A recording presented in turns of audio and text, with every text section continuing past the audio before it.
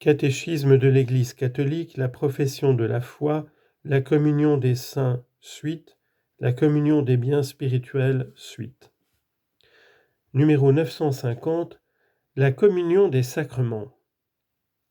Le fruit de tous les sacrements appartient à tous, car les sacrements, et surtout le baptême, qui est comme la porte par laquelle les hommes entrent dans l'Église, sont autant de liens sacrés qui les unissent tous et les attachent à Jésus-Christ.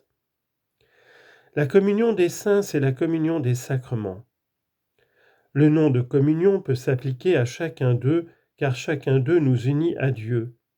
Mais ce nom convient mieux à l'Eucharistie qu'à tout autre, parce que c'est elle principalement qui consomme cette communion. La communion des charismes. Dans la communion de l'Église, l'Esprit Saint distribue aussi parmi les fidèles de tous ordres les grâces spéciales pour l'édification de l'Église. Or, à chacun, la manifestation de l'Esprit est donnée en vue du bien commun. 1 Corinthiens 12, verset 7. Il mettait tout en commun. Acte 4, verset 32. Tout ce que le vrai chrétien possède, il doit le regarder comme un bien qui lui est commun avec tous, et toujours il doit être prêt et empressé à venir au secours de l'indigent et de la misère du prochain. Le chrétien est un administrateur des biens du Seigneur. La communion de la charité. Dans la Sanctorum Communio, nul d'entre nous ne vit pour soi-même, comme nul ne meurt pour soi-même. Romains 14, verset 7. Un membre souffre-t-il? Tous les membres souffrent avec lui. Un membre est-il à l'honneur? Tous les membres prennent part à sa joie. Or, vous êtes le corps du Christ, et membres chacun pour sa part. Confère 1 Corinthiens 12, versets 26 et 27. La charité ne cherche pas ce qui est à elle. 1 Corinthiens 13, verset 5. Le moindre de nos actes faits dans la charité retentit au profit de tous, dans cette solidarité avec tous les hommes, vivants ou morts, qui se fonde sur la communion des saints. Tout péché nuit à cette communion. La communion de l'Église du ciel et de la terre. Les trois états de l'Église. En attendant que le Seigneur soit venu dans sa majesté, accompagné de tous les anges, et que la mort détruite tout lui soit soumis, les uns parmi ses disciples continuent sur terre leur pèlerinage, d'autres ayant achevé leur vie se purifient encore. D'autres enfin sont dans la gloire, contemplant dans la pleine lumière tel qu'il est, le Dieu un en trois personnes. Tous, cependant, à des degrés divers et sous des formes diverses, nous communions dans la même charité envers Dieu et envers le prochain, chantant à notre Dieu le même hymne de gloire. En effet, tous ceux qui sont du Christ et possèdent son esprit constituent une seule Église et se tiennent mutuellement comme un tout dans le Christ.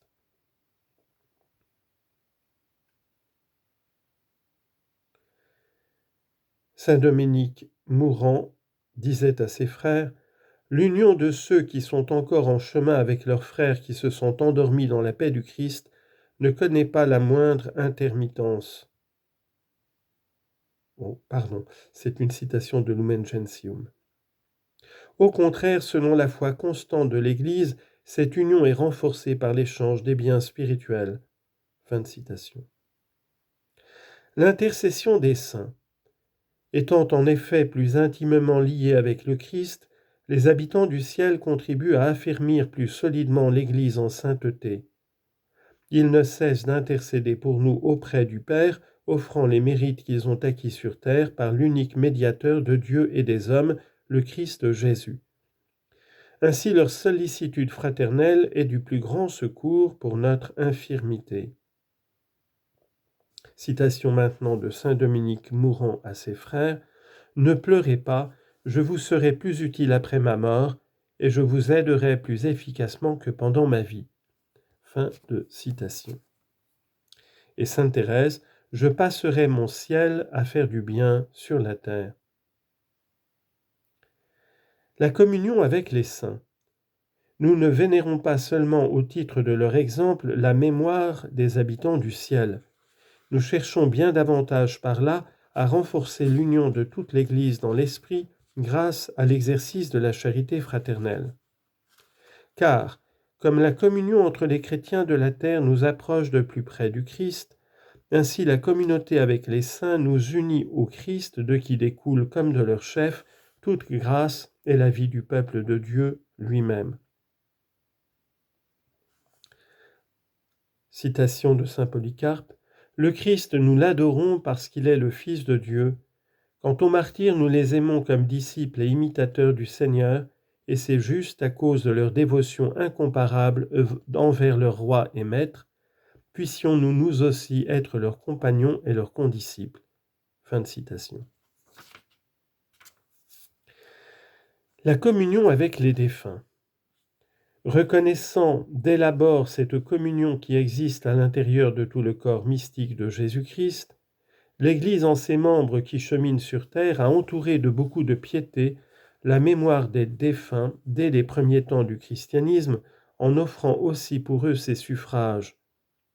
Car la pensée de prier pour les morts afin qu'ils soient délivrés de leurs péchés est une pensée sainte et pieuse.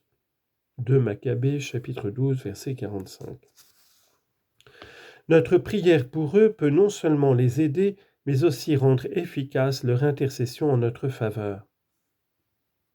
Dans l'unique famille de Dieu, lorsque la charité mutuelle et la louange unanime de la très sainte Trinité nous font communier les uns aux autres, nous tous, fils de Dieu, qui ne faisons dans le Christ qu'une seule famille, nous répondons à la vocation profonde de l'Église.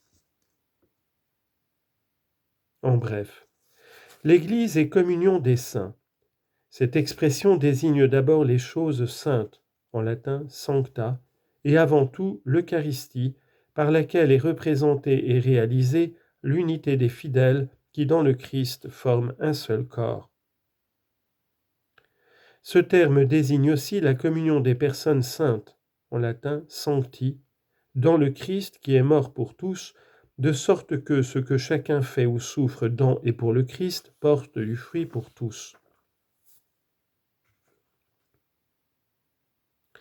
Nous croyons à la communion de tous les fidèles du Christ, de ceux qui sont pèlerins sur la terre, des défunts qui achèvent leur purification, des bienheureux du ciel, tous ensemble formant une seule Église, et nous croyons que dans cette communion, l'amour miséricordieux de Dieu et de ses saints est toujours à l'écoute de nos prières.